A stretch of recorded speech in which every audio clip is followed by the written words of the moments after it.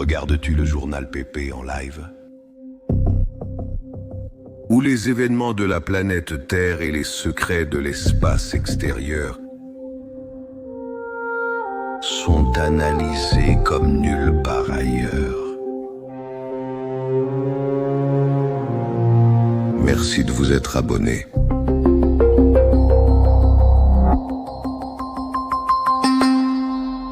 Bonjour, comment allez-vous? Nous sommes en direct. Eh bien, un grand salut à la communauté qui nous regarde aujourd'hui. Lundi 1er décembre 2025, je remercie toute la communauté. Avec Marcella et Jack, quels sont les premiers retours de la journée? Eh bien, et aussi du mois. Allons-y donc avec les informations. Un tournant géopolitique à Washington après une ligne rouge insolite. Washington, Donald Trump a tracé une ligne rouge que, eh bien, je crois que personne n'aurait pu imaginer en ces temps. Et c'est une ligne rouge que, même s'il y avait déjà des signes que cela pouvait arriver, eh bien, la ligne rouge s'est présentée de la part des États-Unis à Israël. Et cela face à la Syrie, un mouvement qui, évidemment, rompt avec la tradition diplomatique récente. Le président des États-Unis, Donald Trump, a lancé un avertissement public et direct à Israël pour qu'il cesse toute action susceptible de déstabiliser la Syrie. C'est-à-dire, il est interdit de déstabiliser la Syrie. Attention avec ce sujet, nous allons commencer à le pressentir. On avait déjà remarqué certains aspects, mais que ce soit aussi clair que ça. Et voilà, voici la publication. C'est la publication dans laquelle il dit qu'il est très satisfait des résultats du gouvernement syrien. Voilà le sujet. La déclaration a été faite aujourd'hui, le 1er décembre, via Truth Social, en réponse immédiate à une opération létale menée par les forces israéliennes dans le sud du territoire syrien. Nous vous avions récemment informé qu'Israël avait mené une opération de bombardement dans le sud de la Syrie. Eh bien, les États-Unis lui disent « Écoute, ici, c'est fini, tu n'opères plus ici ». Le rapport n'est pas seulement publié sur Truth Social, mais aussi par l'agence Agence France Presse et d'autres médias. Ils ont continué à relayer la situation. Cela prend un tournant majeur. Ce que nous voyons n'est plus rien d'autre. Ce n'est plus une simple suggestion diplomatique divulguée, c'est maintenant public. C'est ici que les choses deviennent étranges. Historiquement, Washington a laissé à Israël une marge de manœuvre quasi illimitée dans les pays voisins, surtout avec la Syrie, ce qu'ils appelaient la doctrine de l'autodéfense préventive, qu'Israël puisse intervenir, même en pénétrant à l'intérieur de la Syrie afin de prévenir pour ainsi dire. Parce qu'il est si vrai qu'il y a des groupes radicaux dans cette région, c'est aussi vrai. Mais maintenant, il y a un nouveau gouvernement et on lui accorde, disons, le bénéfice du doute, pour ainsi dire. Non seulement cela, mais il est clair qu'une alliance s'est tissée depuis l'arrivée du nouveau gouvernement syrien entre les États-Unis et l'Occident. Et malgré cela, la Syrie n'a pas non plus perdu sa relation avec d'autres pays, comme la Russie par exemple. En parlant de cela dans ce langage direct de Donald Trump, il dit que la Syrie évolue vers un État prospère. Il suggère qu'il existe un accord important et il affirme qu'il vaut mieux qu'Israël n'intervienne pas dans cette région. Donald Trump met en œuvre une stratégie de ce qu'il appelle la pacification forcée dans cette région, dans laquelle il s'est coordonné avec des acteurs qui étaient auparavant considérés comme hostiles. En exigeant qu'Israël ne puisse pas ou ne doive pas intervenir, la Maison-Blanche privilégie la stabilité régionale, dit-il. Et les affaires de reconstruction dans cette région, au-dessus des impératifs de ce qu'ils appellent la sécurité tactique de leur allié traditionnel, Israël. Nous sommes face à ce qui pourrait être un choc de vision, la vision de la sécurité militaire d'Israël d'un côté contre la vision de l'immobilier, non ? En gros, parce que là où il y a des zones à reconstruire, là où il y a des possibilités d'installer massivement des entreprises de construction. Là, il y a Trump, là, il y a Trump qui entre. On le voit en Ukraine, à Gaza, en Syrie, partout où il faut reconstruire des villes. Donald Trump lève la main et dit « Me voici, nous allons reconstruire, nous allons ériger des bâtiments, construire des infrastructures. » Là, évidemment, il y a de l'argent à se faire, non ? Donc c'est ça une vision de l'immobilier? Non, un avis sur les agences immobilières qui est en train de mener actuellement la tentative de paix entre la Russie, l'Ukraine et les États-Unis. Qui est en train de le mener? Ce n'est pas Marco Rubio, secrétaire d'État comme il devrait l'être, c'est Steve Wilkoff qui s'en occupe, un promoteur immobilier, un homme d'affaires dans l'immobilier. Un sujet. C'est de plus en plus clair. Nous pourrions être face à la fin d'un conflit qui a duré longtemps entre la Syrie et Israël, du moins sur les rives, n'est-ce pas? Non pas par une victoire militaire ni rien de tout cela, mais plutôt par un pacte d'influence qui s'impose maintenant à travers la Maison-Blanche. Cela teste la relation entre Washington et Tel Aviv. Elle ne va pas se rompre, mais pourrait se refroidir. Qui sait ce qui va se passer? Pendant ce temps, Israël se prépare avec ce qu'ils appellent le laser Iron Beam, qui sera présenté comme une réalité d'ici la fin de cette année.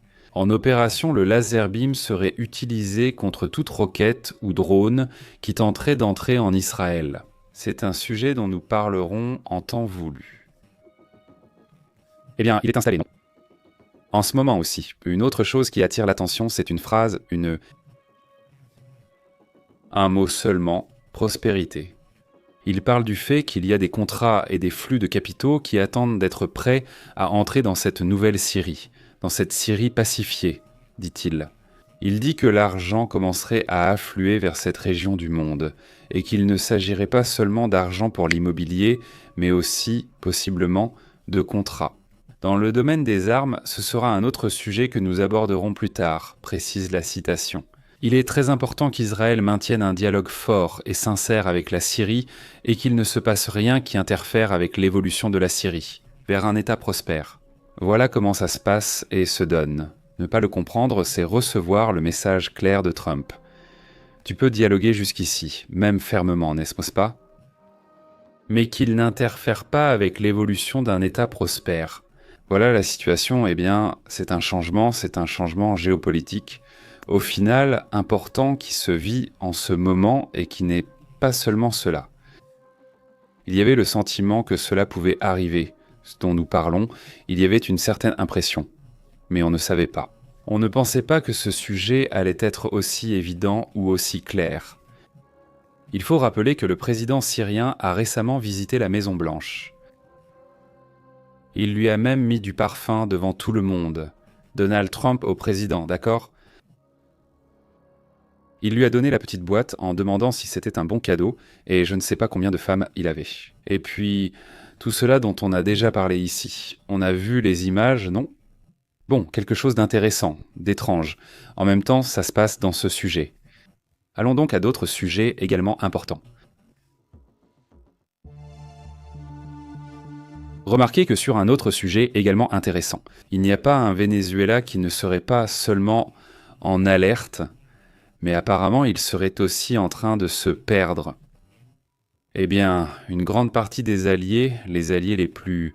Il a des alliés de toutes sortes, il a des alliés forts et des alliés faibles, et des alliés qui sont, disons, ambigus, n'est-ce pas?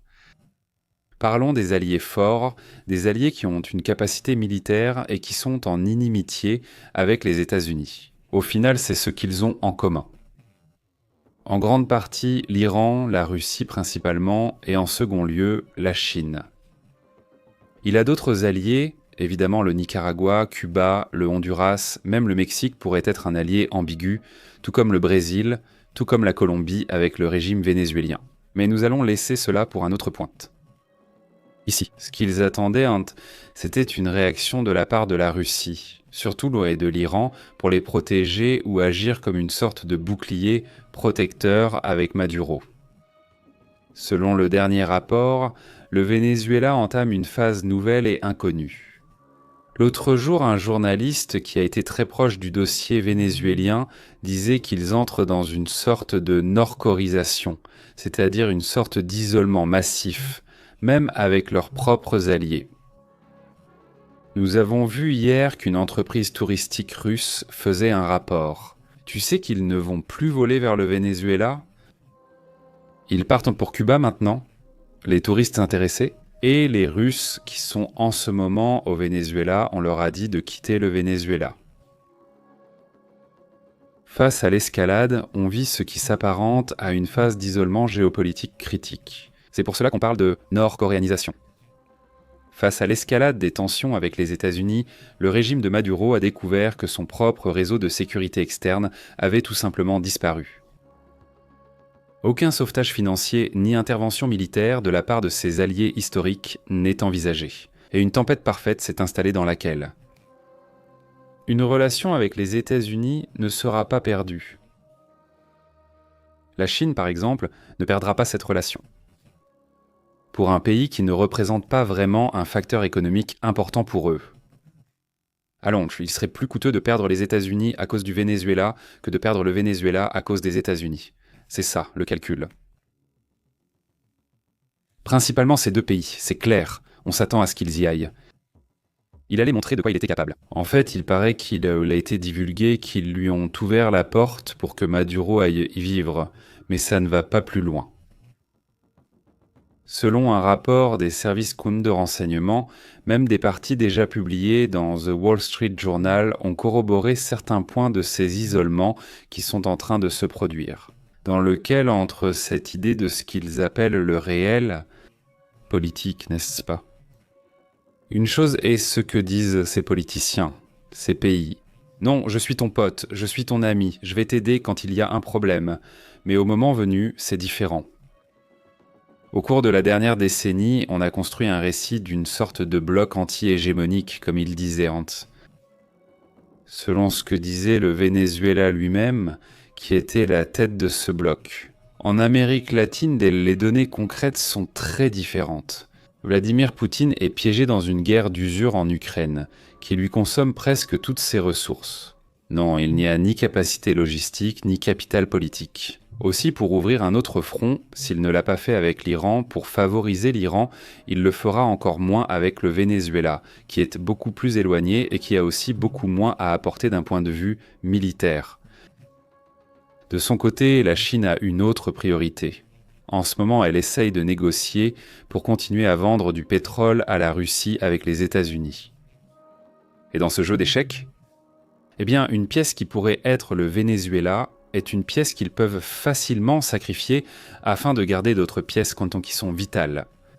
Entre la Russie et la Chine elle-même, cette relation qui pour eux est bien plus importante, la relation commerciale, spécifiquement énergétique. Il y a une grande affaire qui cherche à se faire à travers ces nouveaux pipelines qui seront prêts dans quelques années entre la Chine et la Russie. Et c'est plus important pour eux de défendre cet aspect que de négocier d'autres choses en ce moment. L'isolement essentiellement forcé par les circonstances est peut-être le point le plus dangereux pour le régime de Maduro.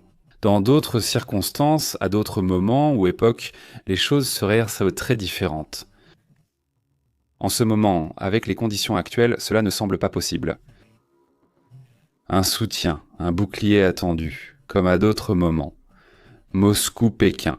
Ils sont essentiellement concentrés sur l'établissement de bonnes relations avec Trump. De plus, une nouvelle réunion est annoncée à Moscou entre États-Unis et Russie. Il s'agit donc bien de la Russie.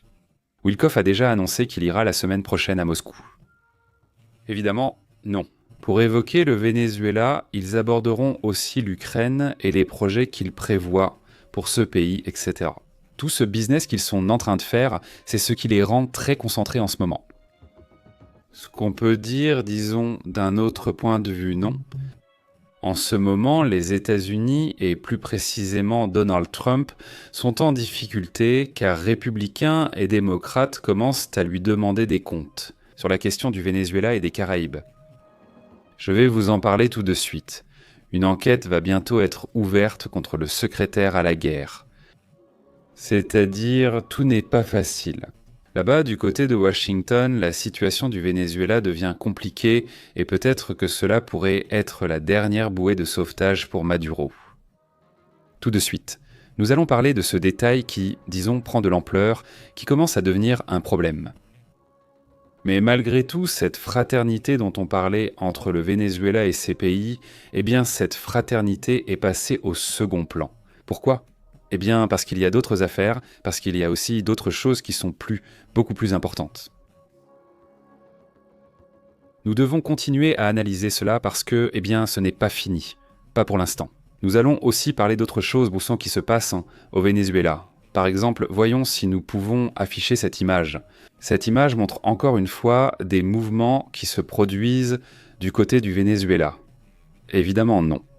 Selon les rapports, on observe davantage de mouvements et de préparatifs défensifs au cas où les États-Unis lanceraient une action militaire. Les sources militaires assurent que le premier plan consiste à disperser les forces. Je ne sais pas si cette image provient d'un défilé, moi je la vois plutôt comme un défilé, pour être honnête, mais c'est ce que rapportent au moins les sources du renseignement. Il y a un plan au sein du gouvernement, dont la première phase est la défense, la deuxième phase l'anarchisme.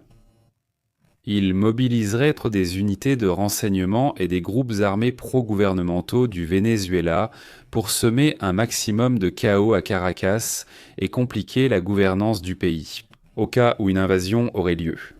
Alors, la première phase consiste à se défendre autant que possible. La deuxième phase consiste à générer le chaos afin qu'aucun autre gouvernement ne puisse se maintenir s'il ne s'agit pas d'eux. Voilà une tentative, au moins de la part du régime, de générer cette impression que ce n'est pas possible. La stabilité sans eux, ce n'est pas ce qu'ils veulent montrer, non. Eh bien, je ne pense pas que ce soit le cas, mais disons que c'est l'intention qu'ils essayent, qu'ils cherchent à explorer, n'est-ce pas, et la sortir par là. Donc, dans ce cas, ils essayeront au moins non. Donc, il faut être attentif à cela, au fait qu'on parle d'embuscade, de sabotage, d'attaque de style guérilla. Il y aurait supposément 280 positions cachées préparées en ce moment. Au cas où cette phase se produirait, donc on y va, il y a au moins cette idée, nous allons rester attentifs à cela, nous y allons. Sujet important.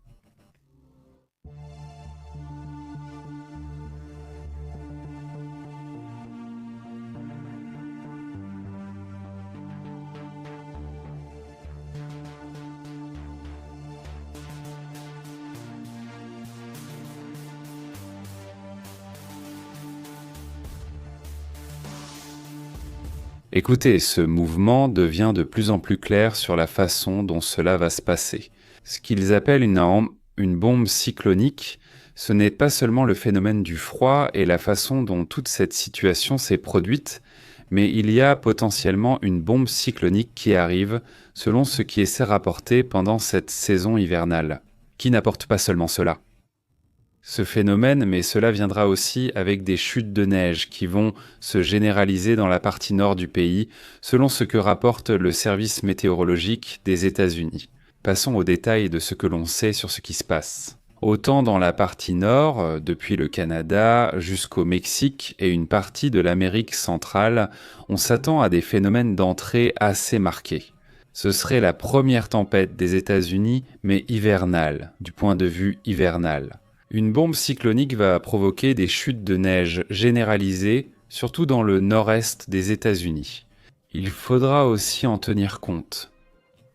C'est en quelque sorte une partie de ce que l'on va vivre dans les prochains jours. Ces phénomènes de chute de neige et même de vent assez fort vont apporter une sensation thermique assez intense et marquée. De froid, n'est-ce pas ? Si nous observons, nous allons voir comment ce phénomène ou ces phénomènes vont se produire. Surtout, on voit que ce sera vers demain mardi où l'on observe ce phénomène de vent assez intense vers le nord-est, là où précisément on attend ces anomalies, pour ainsi dire. Le système de tempêtes hivernales connaîtrait ce qu'on appelle la cyclogenèse explosive ou bombe cyclonique, cela sur la côte est des États-Unis. Le phénomène de pression atmosphérique aurait chuté de façon drastique, intensifiant la tempête à des niveaux dangereux. Cela, surtout, ce qu'ils disent, c'est que cela s'est produit en un temps record. Hier, on évoquait à peine une tempête hivernale. Aujourd'hui, nous parlons déjà de ce phénomène de cyclogenèse explosive, également connu sous le nom de bombe cyclonique. Ça sonne très fort, mais c'est le nom qu'on lui donne. Alors, bon, c'est comme ça qu'on l'appelle, non ? Non ? Cet événement toucherait 70 millions de personnes depuis les plaines centrales, essentiellement depuis ces régions aussi. En fait, non. Cela va commencer à partir d'aujourd'hui, le 2 décembre, et se poursuivre pendant les prochains jours, entre le 6 et le 7 non. 2 décembre. Cela va apporter de la neige, cela va apporter du froid, cela va même apporter ce qu'ils appellent encore de la neige lourde. Et nous parlons de zones où il va neiger 10 à 15 cm, voire jusqu'à 20 à 25 cm dans certaines régions. Selon le rapport météorologique national des États-Unis, il affirme qu'il ne s'agit pas d'une simple chute de neige de décembre, mais d'une. Eh bien, ils disent, comme ça, franchement, ils disent. Démonstration violente, cinétique, atmosphérique, n'est-ce pas? Le terme cyclone bombe, dit-il, n'est pas une exagération médiatique, mais une définition technique précise. Une chute de pression d'au moins 24 millibars en seulement 24 heures. Cela indique que l'atmosphère essaie d'équilibrer un gradient de température massif avec une vitesse furieuse. Générant des vents de niveau ouragan, c'est juste pour que vous en soyez conscient. C'est-à-dire des vents qui approchent dans les 120 km/h, et nous le voyons. Ils approchent dans les 120 km/h, donc à cette vitesse, nous y serions déjà. En fait, il y a des endroits où l'on peut atteindre jusqu'à 120, 121 km/h, on peut le voir là-bas. Donc en réalité, ce sont des vents de force ouragan, mais dans une situation où il va faire extrêmement froid, n'est-ce pas? Et il y aura évidemment un potentiel de chute de neige. Tout ce qui se passe en ce moment, est-ce une surprise? Non, ce n'était pas attendu, n'est-ce pas? Alors il le dit, l'atmosphère essaie de s'équilibrer. Cela crée un gradient de température massif avec une vitesse équivalente à celle d'un ouragan. Les précipitations seront intenses. Et ce qui est inquiétant, disons, ce n'est pas le rapport. Ce n'est pas la neige à New York, mais plutôt le fait que cela se combine avec ce dont nous avions déjà parlé hier. D'un vortex polaire, donc c'est une combinaison de phénomènes très intéressants, dit-il, quand le vortex polaire se déstabilise dès décembre, alors que cela arrive normalement en janvier. Cela suggère que le courant jet, ou ce qu'on appelle le jet stream, oscille de manière chaotique. Cela n'annonce pas seulement du froid intense, du froid extrême, mais cela valide aussi les modèles climatiques qui mettaient en garde. Et cela, nous vous l'avions dit au début du mois de novembre. Ils avertissaient qu'il arrivait un dans la partie nord, aux États-Unis et au Canada, et qu'en Europe aussi, il arrivait un. Disons, une saison donc plus froide que d'habitude, non? Avec des phénomènes assez imprévisibles. Eh bien, cela se produit déjà et il y a des limites. Nous avons pratiquement un début d'hiver. Eh bien, cela va mettre à l'épreuve l'infrastructure des États-Unis et surtout du Canada. Maintenant, si nous regardons la question des températures, eh bien, nous voyons ce qui suit. À partir de ce soir, nous voyons comment le froid sera présent. Eh bien, là, pratiquement d'ouest en est, la partie centrale, même le sud des États-Unis, même le Mexique et même certains pays d'Amérique centrale connaîtront des températures froides. Mais le gel est présent dans cette zone. Même dans certaines parties des montagnes du Mexique, il y aura déjà de la neige fondue, de la neige sur certains points élevés.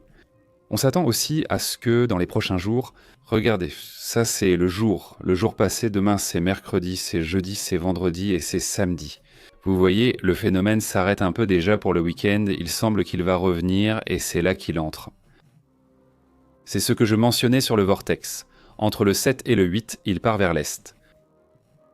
Ça aussi, ce sera intéressant à analyser, mais ça s'améliore un peu, je dis « s'améliore » entre guillemets, parce que nous allons même avoir au Mexique des températures à un seul chiffre pratiquement toute la semaine. Oui, ce n'est pas que ce soit un seul chiffre toute la journée, non, c'est qu'un an, mais c'est pour te donner en une idée. La nuit, il fait 7, 8, 9 degrés, le matin, ça peut monter à 15, et puis ça redescend la nuit. Disons qu'on parle des températures minimales. Donc, eh bien, c'est ce que nous voyons, non seulement pour le Mexique, mais aussi pour le sud des États-Unis. Pratiquement tout le Texas sera également avec des températures à un seul chiffre. Mais faites attention car même vers, eh bien, je ne sais pas, la partie nord, disons, de la Floride, ils seront proches d'un chiffre. En fait, ils seront à un chiffre. Si l'on compte en degrés Celsius et si l'on compte en Fahrenheit, eh bien, 8 degrés ferait 46 Fahrenheit, non. Donc il fait froid, mais ce n'est pas glacial. Bien qu'il y aura des moments où certaines parties là-bas au Texas, surtout la partie nord, seront particulièrement concernées. Par exemple demain ou ce soir. Ils seront même dans le nord du Texas avec des températures en dessous de zéro, alors soyez attentifs à cette situation. Ce qui est intéressant, c'est le phénomène qui se trouve ici dans cette zone. Ce phénomène est arrivé et demain on pourrait déjà voir le phénomène. Les conditions vont être intéressantes. Nous en parlerons ici. C'est une irruption, en plus de la bombe cyclonique. C'est une irruption d'air arctique. C'est ce que le vortex apporte. Non, de l'air arctique, fondamentalement non. Et cela va entraîner une augmentation de la consommation de gaz naturel, une augmentation de la consommation d'électricité aux États-Unis. Hier, nous avons déjà constaté les premières coupures de courant et panne, et cela devrait continuer toute la semaine. Eh bien, cela dit, de toute façon, s'il y a une mise à jour importante, nous vous en reparlerons. Passons donc à une autre information importante.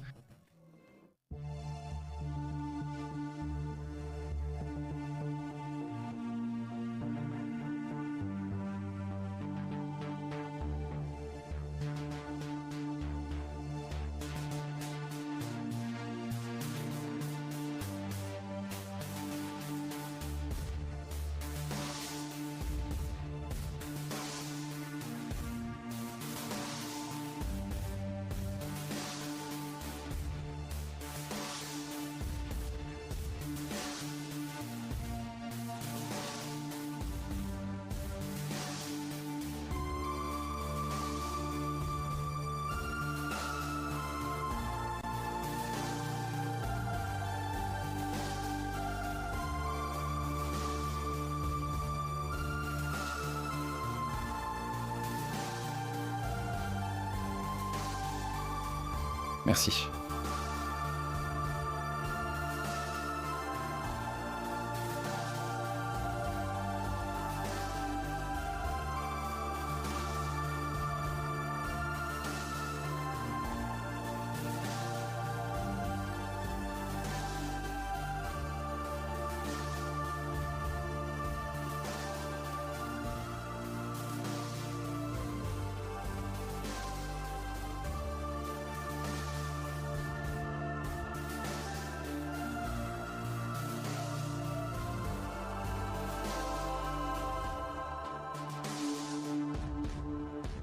Eh bien, il se passe quelque chose en ce moment.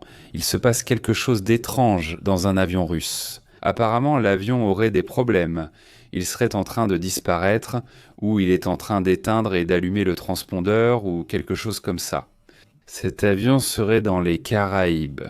Cela attire l'attention, évidemment, à cause de ce que cela pourrait être. C'est-à-dire, cela pourrait être un avion qui veut se cacher. Cela pourrait aussi être un avion qui a des problèmes, même si pour l'instant, on ne connaît aucun avion qui ait signalé des problèmes. Nous resterons attentifs à la situation pour voir quelles autres informations existent. Depuis hier déjà, on signale des avions qui éteignent leurs transpondeurs. Donc ça ne m'étonnerait pas non plus que ce soit vraiment un avion ou un avion de renseignement qui soit en train de vérifier quelque chose concernant le Venezuela. Non, même si on a vu visiblement peu de choses de la part de la Russie en faveur du Venezuela, il se pourrait que ce soit l'une d'entre elles. Il se pourrait qu'ils envoient quelque chose par là. Donc il faudra aussi rester attentif, rester très isolé. Mais en interne, je pense qu'il pourrait encore y avoir certaines opérations de la part de la Russie, même. Certaines choses plutôt du domaine du renseignement, qui seraient là pour montrer un soutien à ce que le régime de Vladimir Poutine peut recevoir, du moins pour l'instant. Cela pourrait être ce qui se passe. Nous allons voir ce que l'on en saura de plus, mais évidemment, cela attire l'attention. Bien, regardons l'image de cet avion. Cela a été vu sur FlyRadar. C'est cet avion, voyons, c'est cet avion qui est là, orange. Cet avion serait apparemment parti de Cuba, oui, et soudain il traversait l'Atlantique et il disparaît. L'avion est un avion russe Okin 96 qui a disparu après un détournement suspect vers l'Amérique du Sud. S'agit-il d'un accident ou de quelque chose de plus ? Eh bien, il s'agit, d'un accident, un accident. J'imagine qu'ils auraient encore déjà prévenu pour qu'on envoie les secours le plus rapidement possible, non? La déviation du 96 russe vers le sud de l'Amérique soulève des questions. Si ce vol transatlantique n'a tout simplement pas, je ne sais pas, un certain type de carburant et qu'il est en train de dévier, il est déjà au Venezuela ou que se passe-t-il? Ou si délibérément le transpondeur a été éteint ou s'il y a eu un accident. C'est un avion à grand fuselage, d'ailleurs identifié comme l'Ilnus Unter-Il 96 sous pavillon russe. Il a disparu des systèmes de suivi mondiaux après avoir effectué un changement de cap critique. D'ailleurs, ce changement de cap n'a pas été signalé.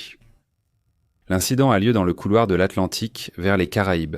L'appareil a effectué un vol, étrange. Il y a même eu un virage assez brusque vers le sud de l'Amérique. La manœuvre, selon les calculs d'autonomie de vol, dépasse également sa capacité en carburant. C'est-à-dire ce virage qu'il a pris ne lui permettrait pas d'avoir assez de carburant pour arriver. Il n'a pas vraiment la possibilité de tenir, il n'a pas assez de carburant pour ça. Après ce qu'elle a fait, le virage qu'elle a pris vers l'Amérique du Sud, elle n'y arriverait pas. Cela rend la chose plus étrange, non? Il dit que l'aéronef a brusquement viré vers le sud de l'Amérique. Une manœuvre qui, selon les calculs d'autonomie de vol, dépasse sa capacité de carburant standard, si cela n'a pas été planifié depuis l'origine. Le signal du transpondeur s'est arrêté, il n'y a pas non plus de signal de détresse, donc on ne peut pas encore dire que c'est un accident. Il y a donc deux options, non? C'est soit un impact en mer, soit une extinction tactique de leur système d'identification, non? C'est la grande question, non? De ce qu'il vit en ce moment, n'est-ce pas? C'est aussi énorme, n'est-ce pas? Regardons quelques autres détails, d'accord, de ce qui se passe avec cet avion. Je vérifie simplement si nous avons reçu autre chose à ce sujet. Attendez-moi un instant.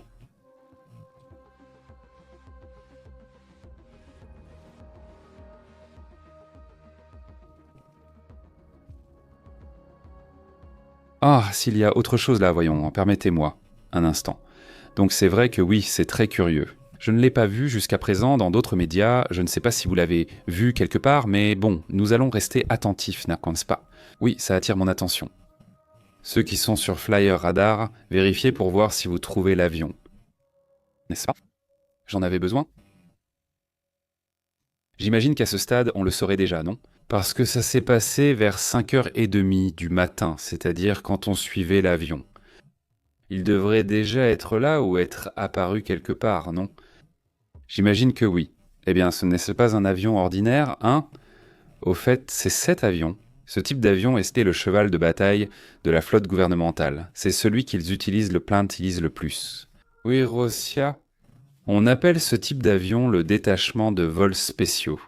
Il est fréquemment utilisé pour transporter des diplomates pour effectuer des missions officielles de renseignement. Cet avion est également utilisé pour transporter des cargaisons sensibles. Donc c'est pour ça que c'est suspect, disons. Non. Si c'est une déviation non programmée, alors ce serait vers où, n'est-ce pas? Si l'avion ne s'est pas écrasé, la seule explication logique serait que la déviation était prévue depuis le départ, avec un plan de vol caché et probablement plus de carburant que déclaré, non? Ça peut être beaucoup de choses, non? Je veux dire, ça peut être beaucoup de choses, évidemment. Nous resterons attentifs à cette situation dite. Selon cet avion, dit, s'il atterrit en toute sécurité sur l'aérodrome allié, comme à Maquitía ou à La Havane. Avec le transpondeur éteint, cela confirmerait que cet avion serait utilisé pour des opérations clandestines. Cela peut être du transport d'espèces, du transport d'or, il peut transporter du personnel militaire, tout ce qui permet d'échapper aux sanctions se ferait avec cet avion. C'est sûrement pour ça, non? Je doute que ce soit un accident. Mais bon, face à la crise diplomatique que traverse la région, il se pourrait qu'on cherche à récupérer une sorte de ressources. Déplacer des ressources, par exemple, du régime du Venezuela vers un autre pays. Voilà donc quelques points. Non, qui pourrait se produire? En aviation moderne, le transpondeur ne tombe pas en panne. C'est-à-dire, le transpondeur fonctionne où il s'éteint, où il est détruit lorsqu'il y a un incident. Mais ce n'est pas comme si « Ah, il est tombé en panne ». Cela veut dire que quelqu'un dans ce cockpit a pris la décision de devenir invisible. C'est ce que l'on pense, du moins pour le moment. Non, donc le plus probable, c'est ça, non. Éteindre. Même s'il y avait eu un problème, il aurait eu le temps d'envoyer le signal Mayday, non. Et tout ça. Alors, vous ne pensez vraiment pas que ça va arriver ? C'est-à-dire qu'ils y aillent. Allons, parfois. Alors, cela se serait produit à... Il venait de Saint-Pétersbourg, d'après ce qu'il rapporte. Apparemment, il se rendait à Cuba, il allait à Varadero. On n'a pas, du moins à ce que l'on sache, on n'a pas, j'insiste. Aucun rapport ne confirme son arrivée à Cuba, mais cela s'est produit plusieurs fois. Il est apparu, puis a disparu, et on n'a plus eu de nouvelles. Et il allait, comme vous le voyez sur l'image, clairement vers le Venezuela, n'est-ce pas ? C'est-à-dire, il n'y a aucun doute sur l'origine, c'est-à-dire, tout va bien. Non, l'origine, il n'y a pas non plus de doute, mais c'est la destination. Je n'ai pas beaucoup de doute que ce soit vraiment vers le Venezuela, n'est-ce pas ? C'est-à-dire, on le voit ici sur cette image, voyons si on peut la voir. Autrement dit, en regardant là, combien manquait-il vraiment pour atteindre la côte du Venezuela ? Il doit déjà être arrivé, non ? Alors, eh bien là, nous voyons des mouvements qui seront sûrement analysés, n'est-ce pas ? Pour des questions, eh bien, de renseignement, en tout cas. Et essayer de comprendre exactement ce qui s'est passé. N'est-ce pas ? Il faudra croiser plus de données ? Il faudra croiser plus de données. Aussi, quand il sort, combien de temps prend la sortie ? Combien de temps restera-t-il au Venezuela ou là où il sera ? Voyons où il va surgir, peut-être que l'avion va simplement apparaître là-bas en Russie, non ? Non. Soudain, où était-il ? Qui sait ? Personne ne le savait, rien, non ? Absolument. Donc c'est très intéressant ce qui se passe dans cette région. Au fait, eh bien, au milieu de toutes ces tensions qui ont lieu. On en sait déjà un peu plus sur ce qui va arriver à Steve Witkoff ces jours-ci. Est-ce que ça va se passer ou est-ce qu'il va recevoir demain ? L'émissaire de Donald Trump arrive demain en Russie pour rencontrer Vladimir Poutine l'après-midi, soit notre matinée. Donc à cette heure-ci, demain midi, nous aurons déjà l'information sur ce que disent Steve Witkoff et Vladimir Poutine, n'est-ce pas ? Après de nombreuses controverses, il a perdu toute crédibilité. Si ce gouvernement était décent, ils auraient quand même déjà renvoyé Steve Witkoff. Au minimum pour sauver les apparences, n'est-ce pas ?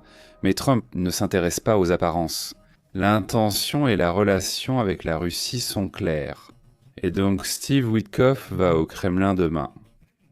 Après tous ces scandales et la méfiance qu'il a même suscité chez les républicains, mais bon, c'est ainsi.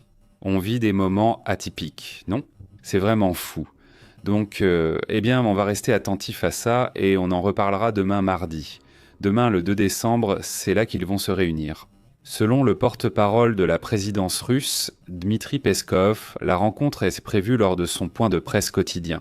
L'un d'eux a dit qu'ils se verront demain après-midi. J'insiste, restons attentifs à cela.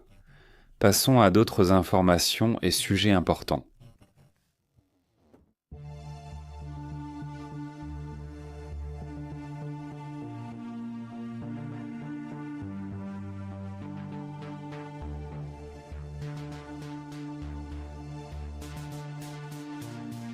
Quelque chose serait sur le point de se produire, car un plan vient d'être divulgué pour activer un sabotage massif dans 4 pays. Ce sabotage est prévu pour les pays suivants. Allons dans le détail. Mais si ce qui a été divulgué est vraiment comme ils le disent, alors ce qui s'annonce serait un énorme problème pour plusieurs pays de l'OTAN. Voici un rapport. Oui, une fuite qui parle d'un sabotage massif qui toucherait l'Ukraine, mais aussi la Roumanie, la Bulgarie et la Turquie. N'est-ce pas ? Des pays de l'OTAN ? Alors ici je parlerai de ce qu'on appelle, ou peut-être d'une bombe sale, c'est-à-dire pas une bombe nucléaire, mais quelque chose de similaire, n'est-ce pas ? Ça pourrait être quelque chose d'écologique, peut-être, mais c'est quelque chose de massif qui arrive dans les prochains jours. À moins qu'il ne l'annule, parce que maintenant cela a été découvert. Mais des rapports de renseignement indiquent l'interception d'ordres de combat russes qui auraient donné l'instruction de procéder à un sabotage délibéré. Par exemple, les stations d'épuration des eaux usées pourraient aussi en faire partie. Cela pourrait être une sorte d'attaque contre des infrastructures liées à l'eau. L'idée est de provoquer une catastrophe écologique. La destruction d'une infrastructure, par exemple de ce type, pourrait libérer des tonnes de déchets chimiques non traités directement dans la rivière Dini. Mais ce serait aussi l'un des impacts les plus frappants. C'est sûrement révélé par la chaîne 24, c'est comme ça qu'elle s'appelle. En citant des sources directes, ils auraient étudié des informations ou documents militaires interceptés. Ils envisageraient une évolution majeure, visant une guerre environnementale hybride. Si on analyse cela, eh bien ce ne serait pas la première fois. Il faut se rappeler la destruction du barrage. Vous vous souvenez de juin 2023 ? Là, c'était évident. Ils ont même inondé leurs propres troupes, vous vous souvenez ? Des troupes qui n'ont pas eu le temps d'être prévenues par la Russie, des Russes qui sont restés coincés au milieu de l'eau. Ce qui est inquiétant dans ce rapport, ce n'est pas seulement qu'il parle d'une possible utilisation pour endommager les infrastructures. Un type d'explosif, un dispositif qu'ils utiliseront pour causer une catastrophe écologique. Le calcul géopolitique derrière cela serait d'affecter le courant de la mer Noire, en générant. Eh bien, la disparition d'une quantité impressionnante de poissons, par exemple, évidemment, ainsi que tout ce que cela implique. Tous ces types d'impacts ne signifient pas qu'un déversement massif de ce type dans le fleuve Dnipro serait inévitablement entraîné vers le sud-ouest. Oui, cela, causerait un problème. Ce serait comme une sorte, disent-ils, de bombe biologique. En plus, elle se déplace lentement vers les côtes de la Roumanie, de la Bulgarie et de la Turquie. Il suggère que cette stratégie serait une stratégie d'usure psychologique et économique contre l'OTAN. Sans vraiment tirer, puisqu'un missile, officiellement, cela poserait un problème à l'encontre de l'Alliance. En gros, sans tester ses limites de réponse occidentale, d'ailleurs.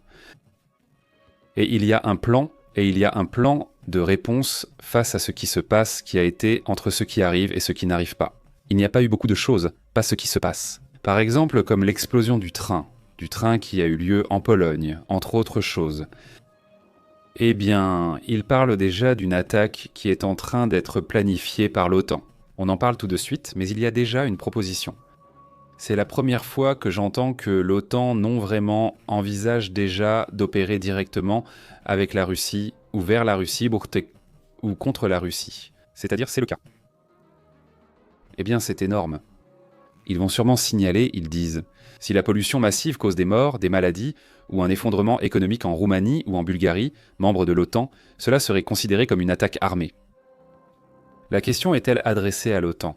Il dit que l'OTAN n'a pas de protocole clair pour les actes de guerre écologique qui franchissent les frontières. Il ne s'agit pas seulement de poissons morts, mais aussi, cela entraînerait le déversement à grande échelle d'eau usée dans une zone de guerre, dans un terrain propice, que ce soit en affectant l'air avec un certain type de pollution, d'un certain type de contaminant, j'imagine quelque chose comme de la radioactivité ou quelque chose comme ça. Ou dans le cas des eaux usées, avec des épidémies de choléra, de dysenterie qui pourraient se développer dans ces eaux usées. Cela pourrait franchir les frontières par le biais de la faune marine ou du commerce maritime. D'après les rapports, l'effondrement de ces écosystèmes dans la mer Noire créerait un plan d'eau semi-fermé, dit-il. La mer Noire a une faible capacité d'auto-épuration. Ainsi, un événement de cette ampleur pourrait anéantir l'industrie de la pêche et du tourisme pour ces 4 pays. Pendant des décennies, l'effet durerait des décennies dans la mer Noire, ce serait, disons, une mer morte. Ainsi, la mer Noire deviendrait la mer morte. En gros, ce ne serait pas terrible. L'eau, assure-t-il, ne reconnaît pas les frontières, ni les traités, ni rien. Simplement l'eau, l'eau non. Et si un ordre de ce type était donné, ce serait évidemment extrêmement dur pour les sociétés qui vivent dans cette région. Les pays qui vivent dans la région seraient affectés pendant longtemps. N'est-ce pas une usure ? On appelle déjà cela du terrorisme environnemental. Non, évidemment cela ne s'est pas produit, mais cette fuite avertit qu'une telle situation pourrait se produire lors de la même fuite. Eh bien, il y a certains de ces points, comme je vous le dis. C'est Canal 24 qui fait ce rapport, et ce sont eux-mêmes qui montrent cette carte. Voilà, Canal 24, il montre cette carte où il montre possiblement comment l'attaque aurait lieu, peut-être via les eaux usées. Mais ce dont on parle, c'est d'une tentative d'atteinte écologique dans la zone, non? Cela semble sur le point d'arriver. Un autre sujet attire aussi l'attention aujourd'hui. C'est un autre point. Quoi qu'il en soit, ils insistent fortement là-dessus. La princesse Aiko du Japon, qui est-elle? Eh bien, qu'elle soit la prochaine impératrice, non. Y a-t-il une pression pour que la princesse Aiko devienne la première impératrice du Japon? Le soutien populaire à la fille de l'empereur a été encouragé et continue de l'être sur les réseaux sociaux. Et ici, il y a un débat. Ne pas réformer la loi de succession, parce que actuellement, selon la loi de succession, eh bien, seul un homme peut être héritier de l'empereur. Et donc, eh bien, l'empereur est déjà âgé. Alors évidemment, il se demande, bon, qui va lui succéder, n'est-ce pas? Lors d'une visite à Nagasaki avec l'empereur Naruhito, l'impératrice Masako a beaucoup attiré l'attention des médias et des réseaux sociaux. Elle va avoir 24 ans aujourd'hui, elle a eu 24 ans.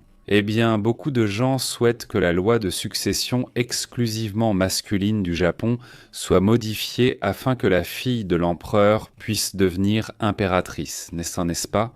Eh bien, un changement qui, au final, ne changerait pas grand-chose car ces personnages sont déjà un peu décoratifs.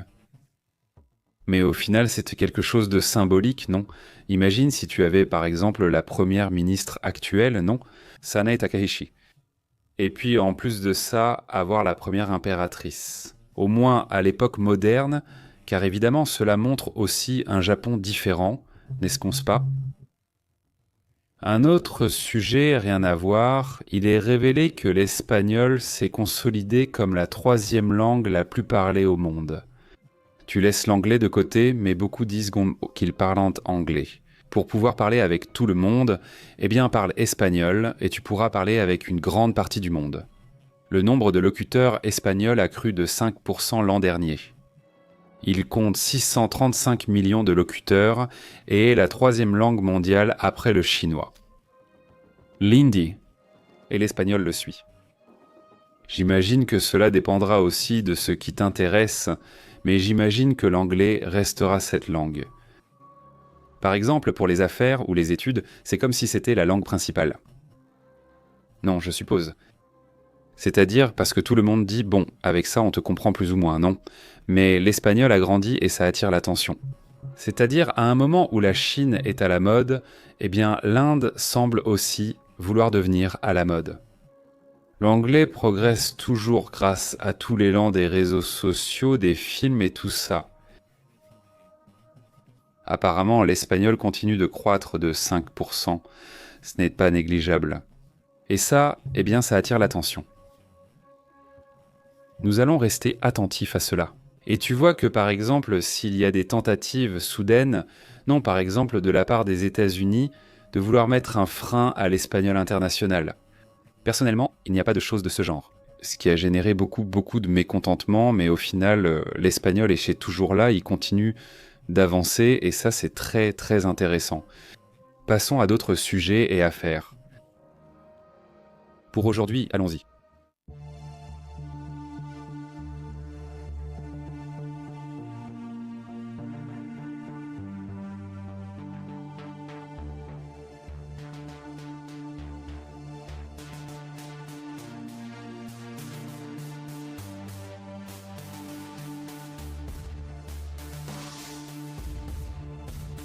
La tension reste très élevée au Venezuela et d'autres alertes viennent d'être signalées. Rendez-vous à Strophan. Qu'il va y avoir une réunion à la Maison Blanche où la dernière décision sera prise. Apparemment, ce n'est pas ce qu'ils disent. Vous savez comment? Comment ce sujet a-t-il pu s'étendre et s'étendre? Mais... Eh bien, avant tout, il y a la tension actuelle avec d'autres sujets. Non, le sujet d'Einstein qui est toujours là, le sujet de la controverse de Pete Hezed qui va maintenant être enquêté. On en parlera tout à l'heure. Mais maintenant, on sait, c'est confirmé que Donald Trump va donner ou avoir une réunion. Il me semble que ce sera aujourd'hui. Nous allons voir s'il y a des infos là-bas. Mais regardez. Selon ce qu'il rapporte, face à ce qui se passe dans cette stratégie, comment l'appeler, la flèche de Non, ce n'était pas la flèche, on l'appelle la lance du Sud, n'est-ce pas, cette stratégie? Eh bien, il va y avoir une sorte de sommet de guerre dans le bureau ovale. L'événement, apparemment, est critique. La réunion va être au plus haut niveau et elle est prévue pour aujourd'hui, cet après-midi, aujourd'hui après-midi, donc dans un petit moment, elle aura lieu.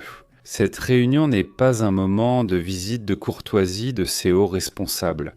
C'est un conseil de guerre de facto pour préparer la dernière phase de pression sur le Venezuela. Tout va mal. Et alors il se peut qu'il se passe quelque chose d'intéressant, non? Évidemment. Attention à cela, attention à cela. Voyons ce qui se dit ici, c'est très intéressant. Permettez-moi de le dissoudre, mais... Il dit qu'il faut un café, voyons. L'alignement confirme une position de fermeté du président Trump, qui rencontre aujourd'hui le général de l'état-major interarmé et Marco Rubio, qui est le secrétaire d'État, ainsi que Stephen Miller, seront également présents.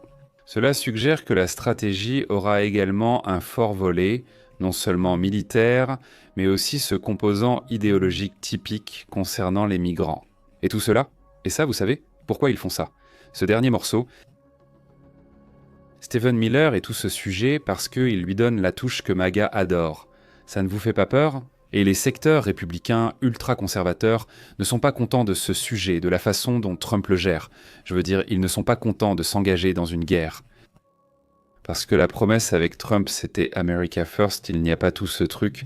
Donc ce qui se passe à l'extérieur n'importe pas. Tu fermes ta frontière et débrouillez-vous. Mais Trump, eh bien, une fois qu'il est entré, il a dit « L'extérieur, c'est ce qui est bien et cool, et America Second, il se tourne d'abord vers l'étranger. Pas tout ce qui vient de l'extérieur. » Ça a toujours été ainsi depuis son arrivée. Donc sur ce point. Et bien sûr, la vision d'un autre moi, il a arrangé à l'extérieur parce qu'il est censé arranger à l'intérieur, non? C'est ça l'idée. Alors, eh bien, cette réunion a lieu, mais ils ajoutent dans un Stephen Miller qui n'aurait vraiment pas grand-chose à faire là. Mais ils l'ajoutent comme une pièce clé, comme pour justifier. Et c'est que c'est du passé. Et regardez, tout se résout. Le problème du trafic se résout. Le problème des migrants se résout. Même le problème des gangs qui entrent aussi se résout. Ils se cachent aux États-Unis, non. Alors, c'est comme s'ils allaient jouer avec cette idée d'attaquer, on attaque, mais parce que l'Amérique d'abord, non. C'est-à-dire, c'est un peu le sujet que je vois ici, non? Parce qu'en réalité, il faudra attendre la réunion. Mais c'est un mini-sommet, ou comme ils disent, eh bien, c'est tout simplement ça. Eh bien, celui-ci. Ils sont sur le point de prendre la décision finale, non? Si on vit déjà ça, en plus, ce ne sont que des gens qui tracent la voie. Je veux dire, ce ne sont que des gens qui prennent des décisions. Ils n'y vont pas sans raison. Si le Brésil est une réunion publique et une base, alors cela se fera car c'est déjà public. Ce petit sommet est comme un jeu de guerre. Une décision importante va donc être prise maintenant. Je doute que ce soit pour annoncer notre retrait. Je suis là, désolé, ça ne recule pas, je ne pense pas que ce soit ça, on va voir, non? Cette réunion a eu lieu à peine quelques heures après que la communication téléphonique directe entre Trump et Nicolas ait été confirmée. Oui, c'est vrai. On a également donné plus d'informations sur le sujet de l'appel téléphonique. Hier, nous avons commenté un détail. Avec plus d'informations maintenant, ils ne sont toujours pas d'accord. Mais au milieu de toutes ces accusations, maintenant ce n'est plus une question de diplomatie. C'est ce qu'ils appellent l'exécution d'une doctrine de guerre hybride dans cette zone grise où ils évoluent. À voir les deux principales figures militaires, le secrétaire à la défense et Marco Rubio comme secrétaire d'État, prouve le sérieux de la situation. S'ils n'étaient un pas là, tu pourrais te dire que ce serait peut-être plus de la parlotte. C'est un signe sans équivoque, en gros, qu'il va y avoir des mouvements importants. Ce n'est plus une question de sanctions. Si c'était le département du Trésor, tu dirais bon, il va y avoir plus de sanctions, mais non, ce n'est pas le département du Trésor. Il y a une action militaire dans ce que je vois ici. Nous verrons ce qui se passe, mais ce sera important, dit-il. La grande inconnue dans cette situation est pourquoi parler avec l'objectif avant de se réunir? Pour un conseil de guerre, pourquoi cet appel avec Maduro? Si tu veux aller au conflit, pourquoi parler directement? Non. Ce qu'il pense qu'il s'est passé, c'est que c'était l'ultimatum final, non? Tu sais, le classique, non? L'argent ou le plomb, non? Donc, au niveau géopolitique, évidemment, non. Soit tu t'en vas, non? Sinon, ce qui suit, c'est terrible, non? Vous ne pensez pas que c'était une négociation, non? C'était plutôt, le dernier avertissement, l'ultimatum des ultimatums, n'est-ce pas? Parce qu'il y a eu plusieurs ultimatums. Ce n'est pas non plus le premier ultimatum lancé par Trump. Il ne prend généralement pas de décisions lentes dans ce sens, n'est-ce pas? Évidemment, ce ne sont pas non plus des décisions anodines. Et ça, c'est aussi un autre sujet qu'il faut prendre en compte, n'est-ce pas? Un point qui, je suppose, va aussi être important, c'est la question des asiles, n'est-ce pas? Et toute cette situation, enfin, la question des migrants, n'est-ce pas? Il y a un sujet que Donald Trump évoque et dont nous devons encore parler dans ces conversations qui ont lieu dans l'Air Force One, n'est-ce pas? Dans cet avion, écoutez ceci. So you said that you might denaturalize some American citizens. Can you talk about that?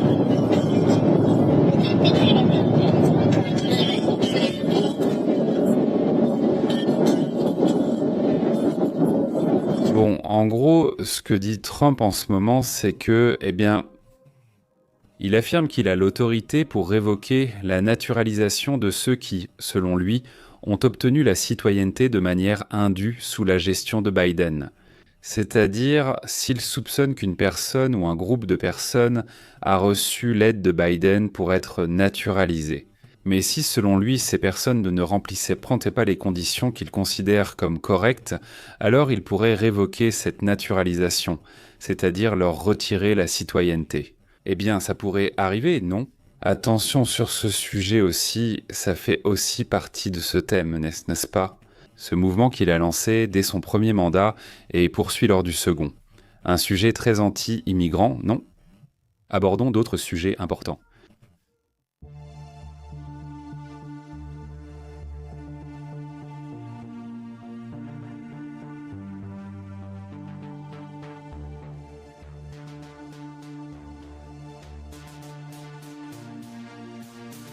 Regardez l'OTAN.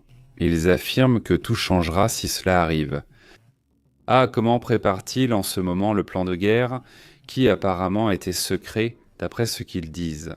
Ce n'est plus vraiment le cas, car il a été révélé qu'ils sont en train de le préparer. Allemagne, 1200 pages. 1200 pages détaillent le plan qu'a l'Allemagne. Et quand l'Allemagne fait des plans, attention parce que, on sait déjà, n'est-ce pas? C'est-à-dire que, dans ce cas, on ne parle plus d'un groupe comme celui qu'on a vu pendant la Seconde Guerre mondiale.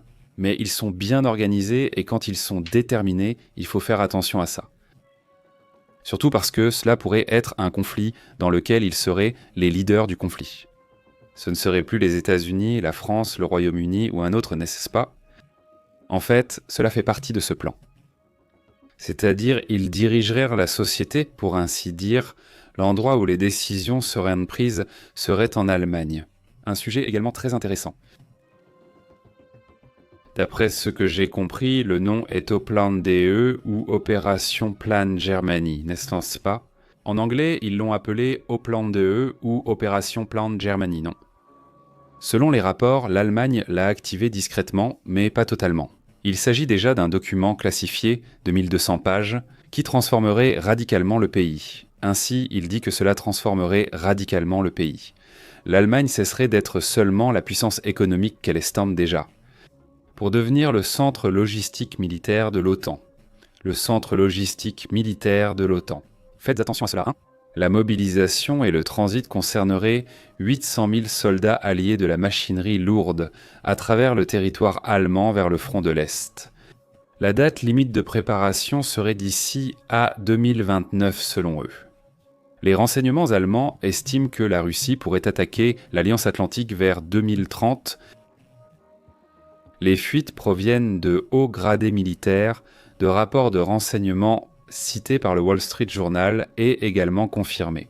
D'ailleurs, certains d'entre eux sont liés à des exercices tactiques récents, comme souvenez-vous du Red Storm Bravo et d'autres exercices militaires qui ont eu lieu, qui ont été assez surprenants. Beaucoup d'erreurs d'ailleurs, ce n'étaient pas des exercices faciles. Ils ont de gros problèmes en ce moment, parce que l'OTAN parle différentes langues, a différents types de disciplines militaires, différentes cultures, tout est différent. Comment tu coordonnes quelque chose comme ça? Ce n'est pas si simple, non? Si tu ne l'as jamais vraiment fait à grande échelle, non? Ils ont fait des exercices, mais ce n'est pas pareil. Ce n'est plus un exercice, mais un changement de paradigme civilisationnel, affirme-t-il, au cœur de l'Europe. Pendant des décennies, l'Allemagne a conçu son plan d'infrastructure, ponts, autoroutes, réseaux ferroviaires, efficacité commerciale, etc. En pensant qu'elle serait un pays qui serait en paix pour toujours. Le pays a été construit ou reconstruit après la Seconde Guerre mondiale en pensant qu'il n'y aurait plus jamais de guerre, n'est-ce pas? C'était le plan, plus de guerre. Et tout a été conçu de cette façon, n'est-ce pas? Et ça a continué ainsi. Maintenant, on réalise que c'était une erreur, non? On présente aussi une enquête où l'on voit ce qu'on appelle une friction entre le côté militaire et la réalité matérielle et monétaire. Il n'y a rien pour soutenir ce projet, comme ils le disent. Le même chancelier, Friedrich Merz, avertit, il dit que ce ne sont plus des temps de paix, en ce moment. Les infrastructures allemandes tombent en ruine. Il dit que 20% des autoroutes et un quart des ponts ont besoin de réparations critiques. Le plan implique de réapprendre et, comme on dit, de réapprendre ce qui concerne le domaine militaire. Comment donc tout avoir prêt? Par exemple, ils n'ont pas de zone d'atterrissage pour urgence militaire. Eh bien, ils n'avaient même pas de toilettes. Quand tout cela a commencé, ils se sont rendus compte qu'ils n'avaient même pas assez de toilettes dans les bases militaires. C'est-à-dire, c'est vraiment fou, non? D'un côté, ils se sont rendus compte de leur vulnérabilité. Et le plus fou dans tout ça, c'est que, eh bien, tout cela est public, n'est-ce pas? C'est-à-dire, alors tout le monde apprend qu'ils sont vulnérables, mais qu'ils ne vont rien faire. Je pense que c'est une erreur, non? C'est-à-dire, c'est une erreur de montrer ce niveau de vulnérabilité. Quand en plus tu dis que dans quelques années tu seras super puissant, non? Et en plus, avec les yeux tournés vers la Russie, je ne sais pas, la tentation peut être grande, non? De prendre une sorte de mesure de la part de la Russie, non? Dans le cas où cela arriverait, cela se produirait déjà en 2027. 2027. Parce qu'ils ne vont pas attendre qu'une force qui pourrait vraiment être cela devienne plus grande. Assez forte pour stopper la Russie, non? Oui, c'est fou ce qui arrive. Y a-t-il eu une réunion aujourd'hui? Regardez l'image. Il y a eu une réunion entre Zelensky et Macron. Écoutez ce qui suit. Le seul pays Qui peut arrêter la guerre, c'est la Russie, dit-il. La Russie l'a commencé, et la Russie est le seul pays qui peut l'arrêter. Après la réunion entre Zelensky et Macron, ils affirment que la guerre doit se terminer au plus vite. L'Ukraine, dit-il, a besoin d'un pays solide, d'une paix qui puisse durer à long terme. La guerre doit se terminer au plus vite. Selon le chef de l'État ukrainien, la réunion avec le président français Emmanuel Macron a duré plusieurs heures. Les dirigeants se sont surtout focalisés sur les négociations pour mettre fin à la guerre. Ils se sont aussi concentrés sur les garanties de paix à instaurer. Pourquoi chercher la paix si demain on risque une nouvelle invasion ou attaque? Quelle garantie réelle avons-nous? Merci. Quelle garantie réelle de paix existe-t-il? Il dit, la paix doit être vraiment durable, la guerre doit se terminer au plus vite. Beaucoup dépend maintenant de la participation de tous les dirigeants. Aujourd'hui, nous parlerons aussi avec d'autres dirigeants, aurait souligné le même Zelensky après cette réunion. Donc, eh bien, nous verrons avec qui d'autre il se réunit, n'est-ce pas? Cela sera aussi évidemment un élément clé, non? On observe aussi ces vagues d'eau glacée, gelées sur un lac qui s'appelle Polan, dans le Danlar. Au fait, ceci est un « écoutez ». Ce n'est pas que celui-ci n'a pas de son, mais c'est quand vous pourrez voir ça avec le son, c'est impressionnant. On dirait des cristaux qui s'entrechoquent, non? Non, leur son est vraiment génial. Une autre image qui attire aussi l'attention aujourd'hui, c'est celle que nous allons vous montrer. Ceci fait partie de ceci. Comment ces drones de 3e génération arrivent-ils? Déjà de ce type? Shahed, n'est-ce pas? Le 30 novembre, les Sting ont détruit plusieurs avions qu'ils appellent déjà Génération 3. Ils ont une propulsion à réaction différente de l'autre, tu vois? Eh bien, ces drones sont plus rapides que les modèles Garand-Com, similaires en forme aux Shahed, mais différents dans leur conception. Surtout au niveau de leur propulsion, comme on peut le voir, n'est-ce pas? Eh bien, voilà, n'est-ce pas? Ces outils de guerre sont-ils de plus en plus utilisés? Les drones aussi, non? Impressionnant, abordons maintenant d'autres sujets importants. Aujourd'hui d'ailleurs, ils ont publié la liste des villes du monde ayant le plus de culture. Les meilleures villes en termes de culture. Cette publication mentionnait d'ailleurs la ville de Mexico en première position. La ville de Mexico qui d'ailleurs s'est remplie d'Américains et de Canadiens. Eh bien, et de gens du monde entier, hein? Des gens qui vont y vivre précisément pour la culture, n'est-ce pas? Pour la variété de choses à voir, n'est-ce pas? Des musées, du théâtre, de la bonne nourriture, non? Le deuxième endroit dans le monde serait Prague, ensuite le Cap en Afrique du Sud, et en quatrième position Buenos Aires. Puis suivent Athènes, Édimbourg, 6e, Vienne, 7e et Madrid, 8e. Ensuite vient Florence en Italie, puis Melbourne en Australie, n'est-ce pas? La numéro 10, Paris la 11. Et il me semble qu'il y a un autre latino-américain là-dedans. Regarde, il y a São Paulo, avec le numéro 14 New York, le numéro 15, et voilà. La liste s'arrête là, non? Montréal et c'est la 12e? Eh bien voilà, non? Quelles sont les villes les plus riches culturellement parlant? Eh bien, intéressant, évidemment. Maintenant, eh bien, il y a beaucoup de divisions, non? C'est bien une question de culture, non? Et donc, eh bien, on fait ce genre de statistiques, n'est-ce pas? Par culture, par économie, par sécurité, pour 1000 raisons, n'est-ce pas? Bon, voilà le sujet. Passons à d'autres thèmes.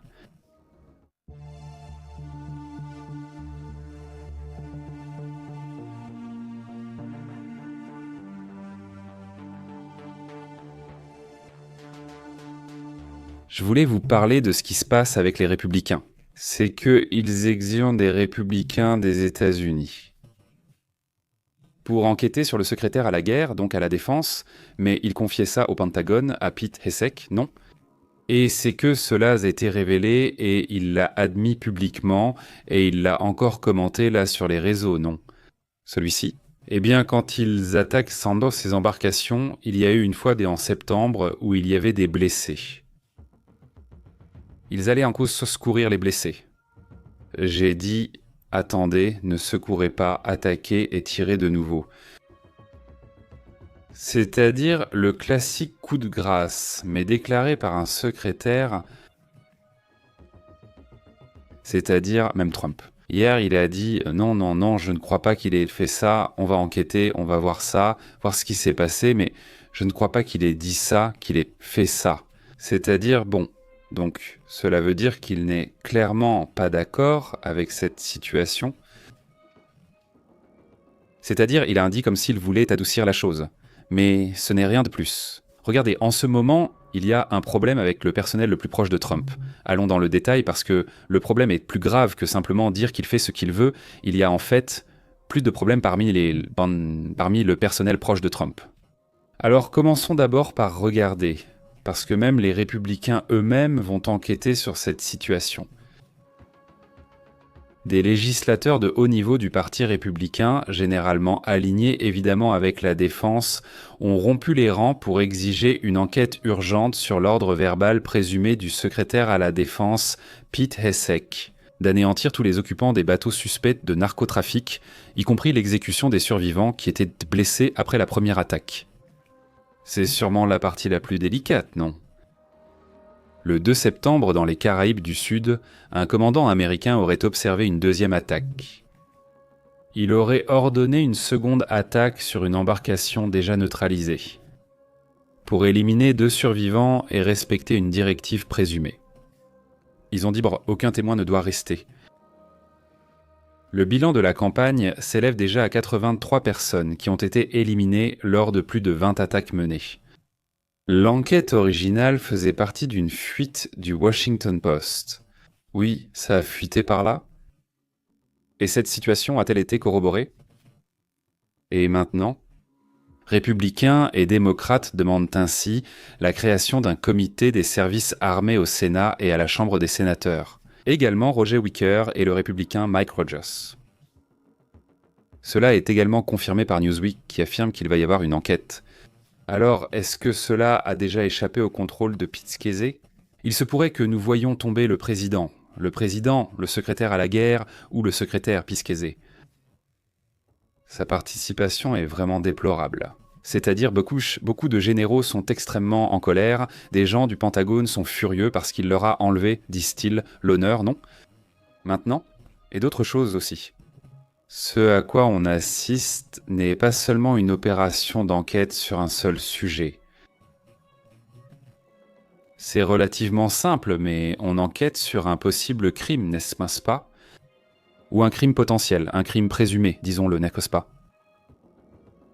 La clé serait donc d'abord la question de la désignation des cartels de Los Soles envers ces embarcations et envers le cartel de Los Soles et envers le régime de Maduro. Tout cela se produit en la désignant déjà comme organisation terroriste étrangère.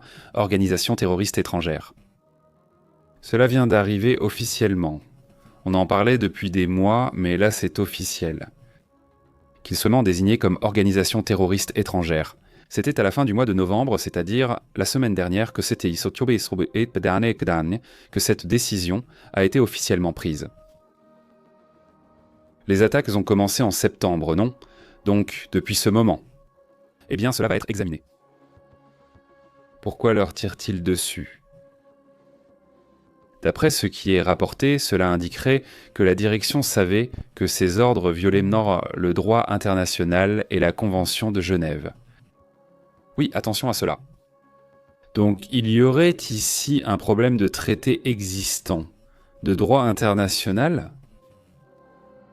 Écoute, ils avaient déjà été déclarés terroristes. Ah d'accord, mais à ce moment-là, cela n'avait pas encore été déclaré, c'est-à-dire que cela n'avait pas encore été accepté. En changeant cette étiquette, le Pentagone semble tester une nouvelle doctrine d'affrontement, qu'ils appellent règles d'engagement ou règles d'engagement. Ils modifient actuellement les règles d'opération. Ce qui efface la frontière entre l'action policière et, en gros, une guerre ouverte. L'existence de ce mémorandum, classifié d'ailleurs par le département de la justice et rédigé en été, protège de manière préventive le personnel militaire contre toute poursuite pour ces attaques. Il te présente ça comme une défense, mais il n'est pas très clair si cette défense sera vraiment valable. Cela devra peut-être aller jusqu'à la Cour suprême des États-Unis. Vraiment fou ce sujet, non ? Ça va être une affaire qui va être débattue pendant tous ces prochains jours. Il va y avoir un débat sur cette situation, non ? C'est incroyable. Maintenant, passons aux commentaires. Comment va Magic Luna ? Salutations à toute la communauté qui arrive. Merci beaucoup. Il y a une citation très intéressante, elle dit. Ce mémorandum classifié du département de la justice, rédigé cet été-là, précisait que le personnel américain impliqué dans les attaques ne serait pas poursuivi. En somme, il leur disait déjà « pas de souci, vous ne serez pas poursuivis grâce à une protection existante ». Ils te diraient ça s'ils savaient que c'est quelque chose d'illégal. S'ils te disent « eh bien ce sera déjà protégé illégalement, car ce que tu fais n'est pas correct ». Autrement dit, tu contournes certaines règles connues de tous. D'ailleurs, la publication du New York Post attire l'attention. Il montre Maduro, dit cette publication. Et bien sûr, il publie un article sur ce qui se passe là-bas entre les États-Unis et le Venezuela. C'est une publication qui attire l'attention. C'est, le Maduro ou Maduro BT en gros. C'est la couverture qui attire son attention. Parce que curieusement, le nom Gringo, il est censé venir de ça, du fait que ceux envers s'en aillent, non. C'est-à-dire Gringo, je ne sais pas comment. Enfin, c'est l'une des versions qui circulent, non. Mais il y a aussi un autre sujet qui attire l'attention, non. C'est celui-ci. Cette mise à jour dans laquelle on continue d'observer d'énormes inondations en Indonésie. Il y a déjà 600 morts, vous vous souvenez qu'il y en avait 400 ? Il y en a 600 et il y a 460 disparus. C'est vraiment terrible ce qui s'est passé là-bas en Indonésie, au Vietnam, en Malaisie, principalement en Malaisie et en Indonésie. Je pense qu'ils ont le plus souffert. Ce serait plutôt deuxième place, troisième place. En première place, l'Indonésie, en deuxième place, la Malaisie, en troisième place, le Vietnam. De comment ça a été difficile pour eux, et les Philippines et l'Inde aussi ont eu des difficultés, non, avec ce sujet. Ils ont vécu des tempêtes hallucinantes. Ils disaient là-bas en Malaisie qu'ils n'en avaient pas vu depuis 3 siècles. Ces pluies en métis sont incroyables. Comment allez-vous? Salutations à Marcella et Léonard Rublox. Comment ça va? Quel plaisir de vous voir. Comment ça se passe là-bas? Demande Victor. Quand ses rêves passeront au Mexique, dit Gordo Panfletario, Gordo Panfleto, il salue Victor. Comment vas-tu? Dommage, mon ami, que tes arguments tombent à cause de tes insultes, mon ami. Tu n'avais pas besoin d'insulter, tu aurais pu commenter tranquillement. Mais je dois te dire au revoir, mon ami. Au revoir, mon ami. Dommage que tu n'aies pas d'arguments pour dialoguer, pour parler. C'est curieux comme, tout à coup, je sens que ce sont soit des gens payés, soit des gens à qui ça ne plaît tout simplement pas. Ça ne tourne pas rond chez eux, mais bon, c'est un peu curieux, non? Moi, c'est ce que je ressens.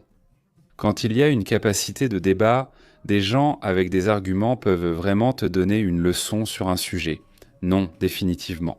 Et même si tu n'es pas d'accord avec la personne, quand les gens n'ont pas d'arguments. Gordo, pardon. Enfin, ça ce n'est pas drôle, mais bon, il dit. Salut, comment tu vas, François? Salut jusqu'au Texas, il dit. C'est fou que le Mexique poursuive aujourd'hui les États-Unis pour les territoires perdus en 1848. Merci, comment vas-tu, Francisco? Très bien. Non, eh bien non, je ne crois pas sincèrement, mais si ça arrive, on en parlera. Mais sincèrement, je ne pense pas. Francisco, comment vas-tu? Quoi de neuf? Je me suis rendu compte qu'aucun pays ne respecte les accords de Nuremberg, dit-il. Là, Léonard. Eh bien oui, il y a des pays qui respectent, non, c'est vrai que tous les pays ne les respectent pas. Ce n'est pas possible, mais il y aura peut-être certains points, qui ne sont plus d'actualité. Aussi, je veux dire combien de temps s'est écoulé? Mais que tu ne respectes pas le droit international, que tu sois les États-Unis, que tu sois la Russie, ou qui que tu sois, eh bien si c'est le cas, c'est mal, il dit. Salut Pépé, dit-il. Comment vas-tu, Mario Balcon? Salutations en Argentine. Quoi de neuf, Véronique de la Cruz? Comment ça va? Comment tu as été? Quoi de neuf? Qu'est-ce que Mario Solteros? Comment tu as été? Salutations Mario. Quoi de neuf? Alex Medina, tu dis? L'avion russe au Venezuela sert à transporter les touristes vers Cuba, dit-il. Non, ce n'est pas ça. C'est le point de départ de ces avions. En fait, ils sont déjà partis hier. Non, avion différent. Il est normalement utilisé par le gouvernement et les services de renseignement. Rien à voir avec ça. Mayo et Luna te saluent. Comment vas-tu? Très bien, Omar. Il dit, au travail, beaucoup d'étudiants essaient de parler espagnol. Et pas parce que les autres ne savent pas l'anglais, mais parce qu'ils aiment apprendre des langues. Oui, Omar, tout à fait. Il y a quelques années, je suis allé en Californie ou à Los Angeles. Et moi, en plus, tout content parce que j'aime parler avec les gens, je me suis dit, allons pratiquer l'anglais. C'est génial, non? Et je ne sais pas quoi. Et alors, la personne qui m'a aidé à organiser les voyages me commandait des Uber. Non, parce qu'à cette époque, ici au Mexique, ils n'étaient pas encore arrivés ou ils venaient tout juste d'arriver au Mexique. Et donc je tombais sur toutes sortes de personnes. Il y avait des Asiatiques, des Afro-Américains, et tous parlaient espagnol. Je leur disais, tu ne veux pas parler anglais? Ils disaient, non, c'est que je veux pratiquer l'espagnol, ils disaient. Alors ils continuaient à parler espagnol, en plus avec un excellent espagnol, et moi non. Bon, d'accord, très bien.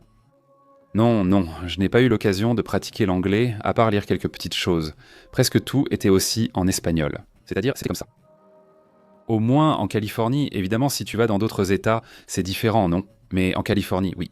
Beaucoup de gens voulaient parler espagnol, mais non.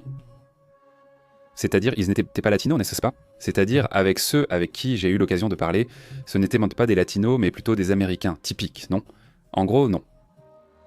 Pourtant, ils parlaient parfaitement espagnol, c'est fou. Ils disent « Comment ça va? Jerez ?»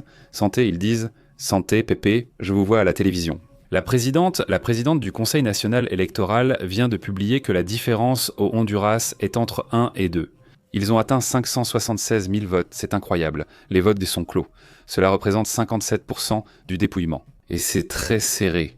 Là, la situation n'est pas très difficile, cette question-là. On va voir ce que disent les gens du Honduras qui commandent, c'est-à-dire qui disent « non, je ne sais pas s'ils nous regardent en ce moment, mais bon, ce serait génial ». Leurs commentaires disent non, ce n'est pas que... Oui, si je saute le commentaire, c'est comme avoir peur d'eux, non? C'est pourquoi je pense qu'il faut les lire et les exposer. Au final, c'est ce qu'ils sont. Ce genre de trolls ou de gens qui n'ont pas d'autres arguments que d'insulter. C'est ça, c'est pour ça qu'on les lit. Mais s'ils insultent, eh bien on leur répond, on leur dit au revoir. Non, pas celui-ci. On ne va pas non plus se plaindre qu'ils insultent comme ça, juste comme ça, mais s'ils ont des arguments, c'est super, bienvenue, non. Enfin, Pépé, il dit, selon les accords de Nuremberg, ils disent, ils doivent en quoi nous faire respecter la Cour internationale. Il dit qu'ils doivent donc nous faire respecter à la Cour internationale, mais ils n'ont pas les moyens pour que les puissances les respectent. Il dit. Non. Bon, si tu parles uniquement des grandes puissances, des puissances... Sinon, disons les 5 grandes puissances, elles ne sont pas loin de respecter. De plus, ils se mettent eux-mêmes un veto. Lorsqu'ils ont une décision à prendre, ils saisissent contre le Conseil de sécurité et bloquent ce qui ne leur convient pas. En gros, cela devrait être supprimé. Il n'est pas possible qu'une puissance puisse mettre un veto sur n'importe quoi, non? C'est-à-dire, si ça ne leur plaît pas, ils mettent un veto et c'est tout, non? Le problème, c'est que même si on va y aller, qu'on soit obligé à la paix. Et si tu sais que tu es obligé à la paix, toi, n'importe quel pays, pas seulement un en particulier. Je ne sais pas qui va l'obliger ou lui dire... Ah bon, c'est-à-dire, je t'oblige à rester, non, non, il n'y a rien de tout ça, non, il n'y a rien de tout ça, c'est tout. C'est comme la paperasse. Et si tu veux faire ça, quel désastre tant de personnes défendent des délinquants. Fin du monde, dit Apuraté, météorite. Comment a été son like? Salut à tous, c'est un salut à toute la communauté qui arrive, non? Merci beaucoup, Roublos Francisco, comment vas-tu? Très bien, salutations, qui d'autre est-ce là? Miguel demande « Comment vas-tu ?»« Salut Miguel Angel, comment ça va? Comment vas-tu ?» C'est bon. Radrut, quoi de neuf? Salut à toi et à Miguel Alejandro. Comment vas-tu? Il y en a d'autres aussi par ici. Belinda, salut Belinda, comment ça va? Super, on y va, non? Passons à d'autres sujets, passons aussi à d'autres thèmes importants. Nous avons un rapport de l'Atlas. Nous allons le faire dans PP Clips dans un petit moment. Là-bas, un sujet intéressant, vraiment génial. Et il y a aussi un rapport qu'a publié un journaliste, qui me semblait même être sur Fox News. Là, nous avons la vidéo dans laquelle il parle d'un rapport qui serait sur le point de sortir, qui est lié aux audiences qu'on a des États-Unis sur le sujet des objets volants non identifiés et toutes les enquêtes qu'il mène. S'ils publient un le rapport, ils assurent eux que ce sera un avant et un après. En d'autres termes, il y aura un changement, fondamentalement un changement de paradigme mondial. C'est leur sujet là-bas. Discutons-en, voyons votre avis. Regardons des extraits et poursuivons la discussion. À bientôt.